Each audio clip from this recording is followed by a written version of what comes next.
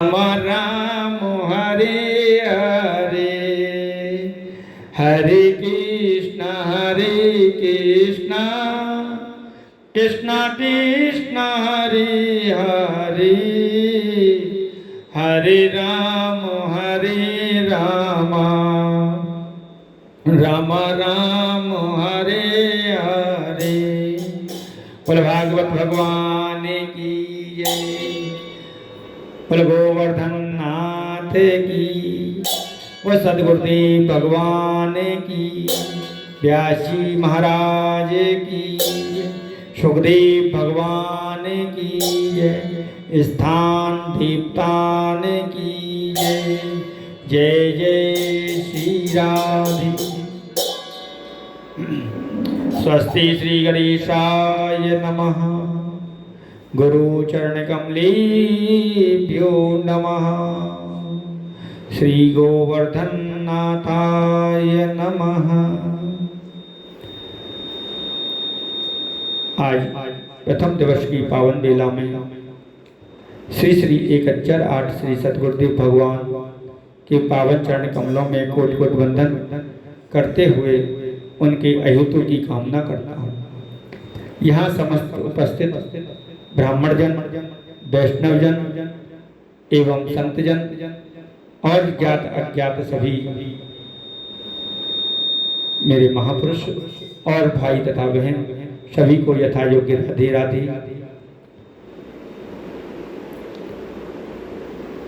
भागवत जी का जो पहला श्लोक है वो है सच्चिदानंद रूपाय विश्वोपत्यादिहेतवे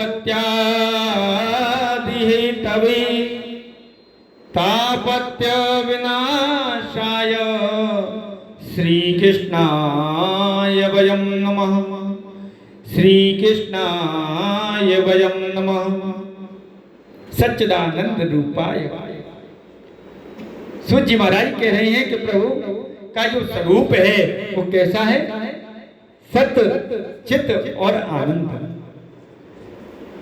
सत्य धन, चित्त धन और आनंद धन है। ऐसी भगवान सच्चिदानंद स्वरूप को जो समस्त विश्व का पालन करने में हमेशा सजग रहती है। जो तीनों के जो हेतु हैं तथा जिनकी पावन चरण कमल जो हैं, जिनको जीव ग्रहण करता है और जैसे ही ग्रहण करता है तो ग्रहण करते ही जीव के तीनों प्रकार के जो ताप हैं वो क्या हो जाते हैं? वो दूर हो जाते हैं। ऐसे गोविंद के चरण कमलों में हम सब मिलकर के बार बार प्रणाम करते हैं। और महाभागवत श्रीमद् भागवत में श्री सुखदेव जी महाराज को ध्यान करते हुए हम और आप अब चलते हैं नैमिषारण्य की पावन भूमि पर, नैमिषारण्य तीर्थ में। और नैमिषारण्य तीर्थ में श्री सूत जी महाराज जो हैं सौनक आदि ऋषियों के साथ में मिलकर के और पावन मंगलमयी श्रीमद् भागवत कथा का निरूपण कर रहे हैं। बोले सूत जी महाराज की, नैमिषारण्य धाम की। हम भी अपने मन को वहीं लेकर के चलते हैं जहां 88,000 ऋषि जो है मिलकर के और उनके मध्य में सौनक आदि ऋषि भी प्रधान श्रोता बन करके बैठे हुए हैं।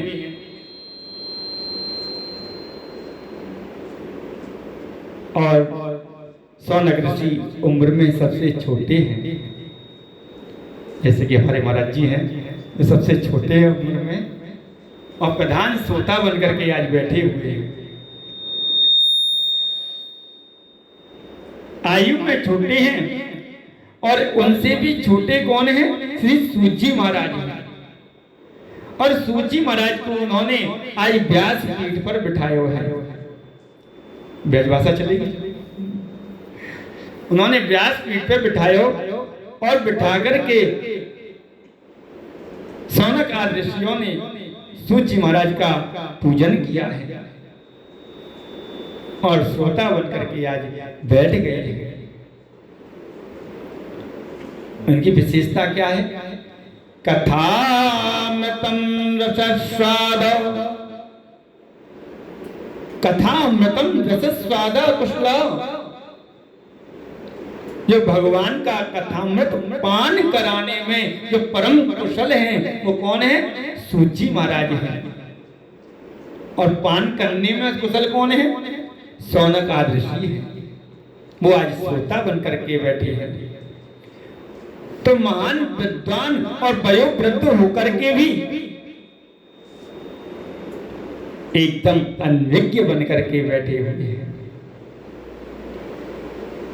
यही इनकी कुशलता है। आज शौनक जी जो है सूत जी महाराज को नमन कर रहे हैं और नमन करते हुए पूछ रहे हैं कि महाराज अज्ञान दांत विध्वंस कोटि सूर्य समप्रभा सूताख्याय कथा सारम मम कर्ण रसायनम।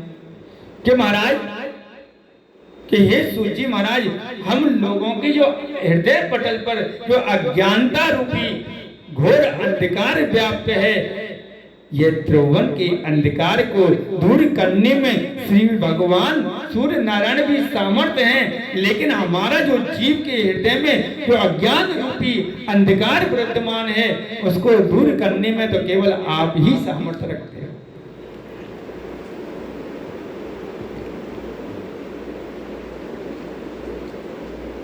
आपके सिवाय तो करोड़ों जो सूर्य अगर प्रकट होकर के उनकी किरणें अगर उस अज्ञानता को दूर करने की कोशिश भी करें तो भी दूर नहीं कर पाए।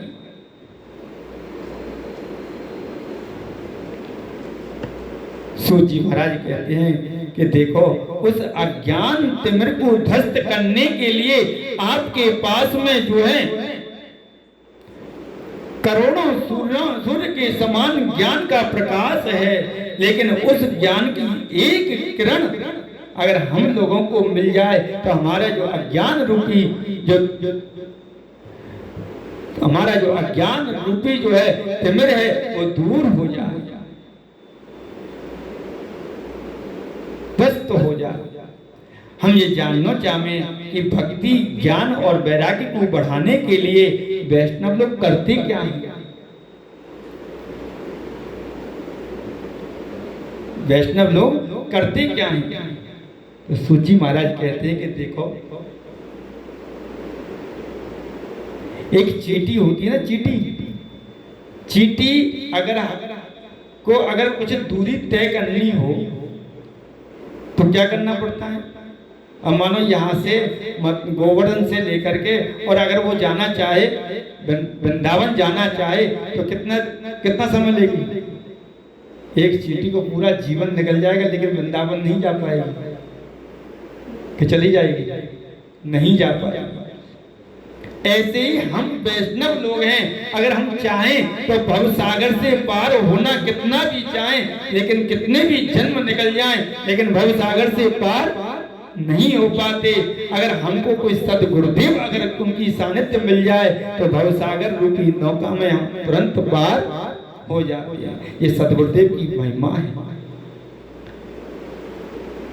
तो शौनक आदि ऋषि कह रहे हैं कि महाराज ये केवल आप में ही सामर्थ्य है, जो आप हमारे सद्गुरुदेव रूपी आप यहाँ विराजमान हैं। आप अगर एक ज्ञान की किरण हमारे ऊपर डाल दें तो हम भवसागर से भी पार हो जाएं।